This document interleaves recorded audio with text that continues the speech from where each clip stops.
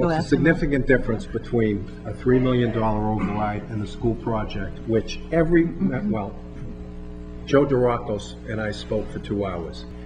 And I told Joe how important it was for a new high school to come in hopes that he could talk to his community, because Joe's a little bit older, but he's well respected. No, a lot older. He's well respected in the community with a lot of people who are a lot older than most of the people in this room. And Joe did support that project. He supported it enthusiastically. It was the right thing to do. But the big sell on it, even if you didn't care about education, even if you didn't have kids or grandkids in the school, was that we were going to spend a lot of money repairing that building. And we're going to still have the same old tired building. So how could you say no to the 36, was it 36 million or 27 million? I forget the number. A lot.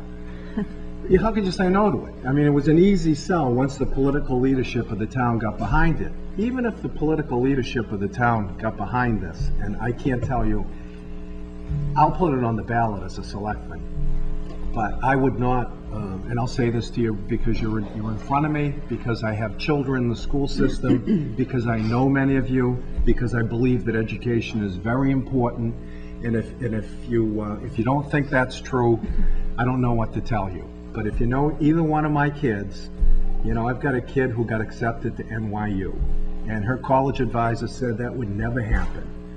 She went to the Campbell School. She's graduating this year. I have a son. I expect him to do well. I believe in the school system.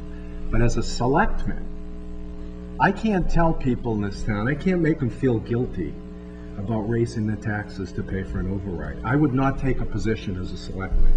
I'd probably, you know, endorse it personally because I could afford $300. And I was saying to these gentlemen earlier, you know, we can all send some money into the school system, and you can get a parade of people to do that. Maybe we could even get some well-heeled rich people to contribute a lot of money. I'm going to make some phone calls because I know some of those people, and maybe they'll cough some in. Somebody might want a gymnasium named after them, but I'm going to try. You know, this board supports education.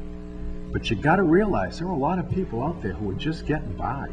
My kids tell me, my son who's a sophomore tells me, Dad, I know that we could afford more money for the school system, but I go to school with kids whose parents are divorced, some kids who are hungry.